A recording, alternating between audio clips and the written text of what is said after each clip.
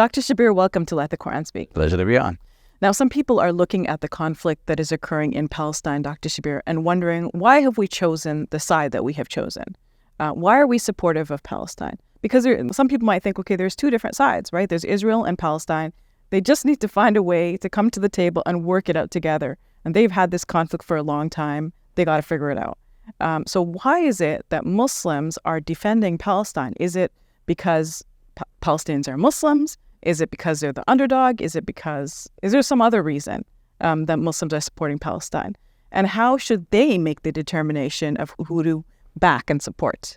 Yeah, I want to answer that question from two perspectives, Sophia. First, a simple answer to the question, and then second, to explore why this question arises in the first place. Mm-hmm. So first, the simple answer to that is that Muslims stand and should stand for truth and justice and fairness for all peoples, regardless whether they be Jew or Muslim, whether Palestinian or Israeli. That's a simple formula. In fact, we are taught this in the Quran. The Quran says, "Kumu qawamina bil qisti shuhada'a lillah." Stand up for justice, being witnesses for God. And then, walau ala anfusikum, even if it is against your own people. So we are to stand up for truth and justice and fairness, regardless whether it is in support of our people, against our people, whatever, we just stand for truth. And for justice and fairness. A hadith says, along the same vein, that you are to help your brother, whether he is oppressed or whether he is the oppressor. So then the Prophet Muhammad, peace be upon him, was asked, how do you help the one who is the oppressor? And the Prophet said, by stopping his hand from committing oppression. Mm-hmm. So even if he is your brother in faith, but you are to prevent him from committing oppression, and that's the way to help him. It's not by supporting him to commit more oppression. Okay, now why is that even a question? How does the question occur? The question arises because of two different sets of knowledge about what has happened and what is happening. Or shall we say that some people are more aware of the situation than some others? You see, a lot of Muslims are interested in what is happening in Palestine because we feel some affinity to the people of Gaza in particular, and Palestine in general, because we know them to be our brethren in faith. And often people are not aware of things happening in other parts of the world. Sometimes the conflicts force us to get more acquainted with the geography, the politics, and so on of the region. So some people are not aware of the whole history of Palestine and what has been happening to Palestinians over time. And they're thinking simplistically, two people in conflict, why don't they just work it out? Why can't they just get along? And they don't realize that the Palestinians have been under siege, that the Gazans in particular have been in, the world's largest open-air prison. One of the things... And the world powers have supported this. All of the Western world powers. Exactly. Have supported this, or at least turned a blind eye to it. And, there are missionary groups in the United States of America who support people to go and settle in what is really Palestinian land, especially in the West Bank, taking away that land piece at a time, one settlement after another, and so on. So a lot of people don't understand this. They don't know what it is to live under this kind of occupation. Because for most of us in the free world, like in Canada, we enjoy everything is hunky-dory, and we think that it must be like this in every other part of the world. I mean, in Canada, we learn to live and let live. We get along with our neighbors, and whatever you have a dispute, you go settle it in the court if you can't work it out by yourself. And in fact, if you go to a judge, the judge might shame you and ask you, why didn't you work this out among yourselves? Because it's a simple matter, right? Because people are reasonable and they can get along. They deal with each other as equals.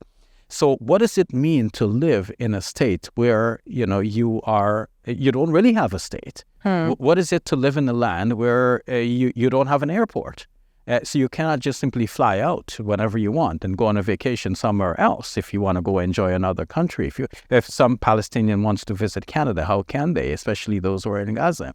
If somebody wants to go out of Gaza into the rest of Palestine, if they want to go to the West Bank, how are they going to get out? we are seeing the reality where Canada wants to bring its citizens out of Gaza, but is powerless to do so. Despite attempts, and yes, we can get them out in trickles.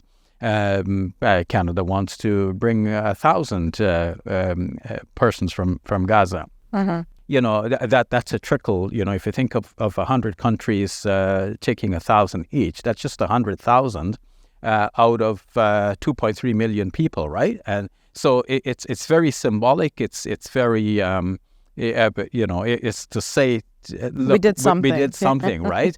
But even then, to get the 1,000 out is not easy, right? So then think about that situation where people do not have the freedom of self-determination, freedom to travel. And I was just speaking about the absence of an airport. Start with the passport. If people don't have a passport, like how are they going to travel anywhere? Well, it's even worse than that because they don't have enough to eat. They don't have electricity, right? They don't have proper water. Exactly. To think that another entity has such total power and control over you that they can shut off the water at will, that they can disconnect the electricity at will, and it's not only now because there is a conflict. The water supply has for a long time. This has been mentioned by independent studies for decades now.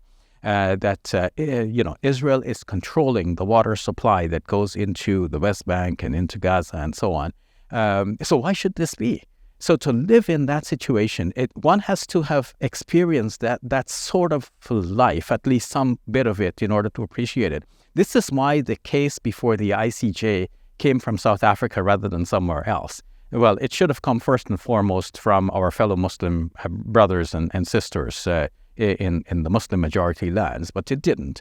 And once it has come forward, it should have been supported by other Muslims, just as Germany wants to support the case against it. There should be many voices saying, that's a good case. Why don't we support that case? But why did it come from South Africa in particular? Because South Africans are aware of the apartheid system. They have, been through that, and they have, cast it aside.